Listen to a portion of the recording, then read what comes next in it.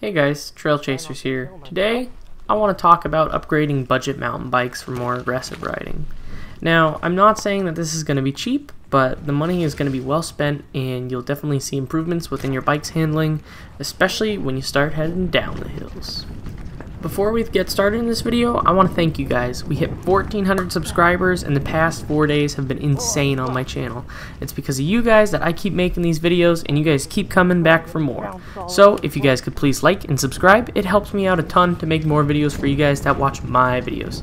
Anyways, let's hop right into it.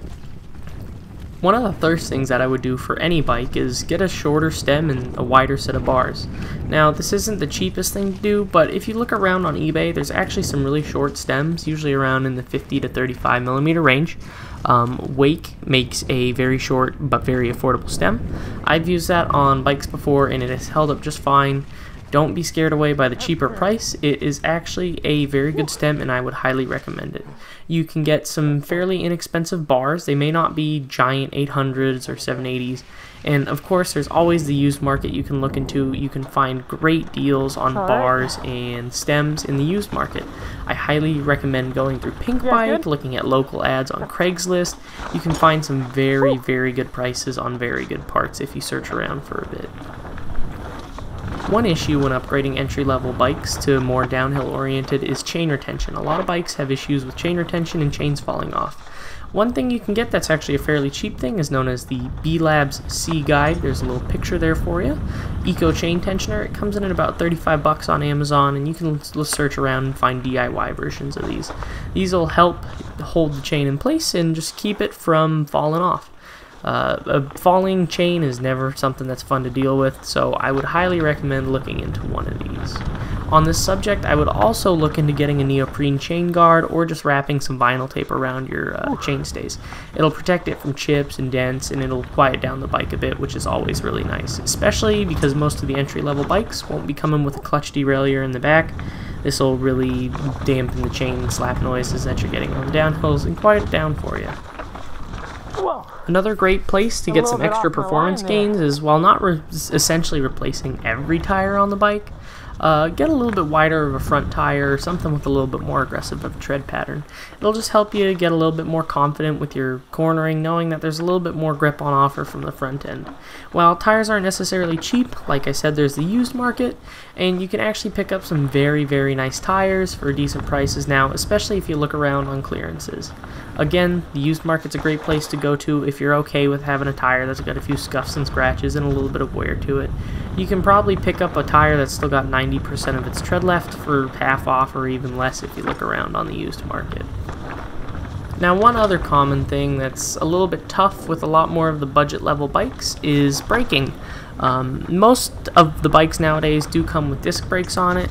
If your bike doesn't, it's going to be pretty hard to make it downhill oriented. But if you do have discs on it, one thing you can do is get a little bit bigger rotor up front. That'll give you a little bit more power up front. You can do it in the rear as well. You'll need some cheap adapters. Those are like $5 from Shimano. And you can get rotors fairly cheap depending on where you get them. Clark's makes some very inexpensive rotors, and like I said, there is always the used marketplace. You can get some very cheap rotors there. I've known people that have just thrown out old rotors in the past, so if you've got a friend with some big rotors and they're just getting rid of them, maybe offer them up a couple of bucks and I bet they'd give it to you. Anyways, bigger rotors don't necessarily have to be hugely expensive. You can find some for $10 for a big set of rotors. So in all honesty, you could probably throw a 180 up front for about 15 bucks, which would give you a lot more stopping power. One of the most important things, I think, is getting a very comfortable bike setup for you. So after you've changed out your bars and stems, it's always a great idea to look into a new set of pedals or a new set of grips. And if your saddle's not very comfy, I'd definitely look into that. Saddle's not as important for downhill, but overall on a long day it can make a big difference. Where I really like to see performance gains, though, is in the grips and in the pedals. A nice big fluffy set of grips. I personally prefer the DMR Death grips. I love those grips. They're about $18, so they're not the cheapest, but they're still a decent price. You can find some fairly inexpensive lock-on grips on Amazon and eBay.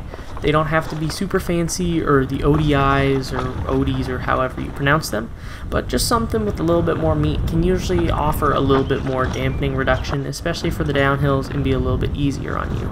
Another thing I'd really recommend is a new set of pedals, a wider, concave, thinner pedal with more pins on it, something that'll give you a little bit more grip and give you a little bit more confidence. A lot of the pedals that come on entry-level bikes have terrible grip, especially the bear trap pedals. The only thing those are good for is shinning you, and trust me, you don't want to get shinned. So a good set of pedals will really go a long way in helping you get more confidence on your bike. Anyways, that's just a list of little tips that I hope help to transform your bike into a downhill machine. So this has been Trail Chasers. If you guys could like and subscribe, it gives me motivation to make more videos for you guys that watch my videos. Anyways, I'll catch you guys out on the trails. Bye-bye.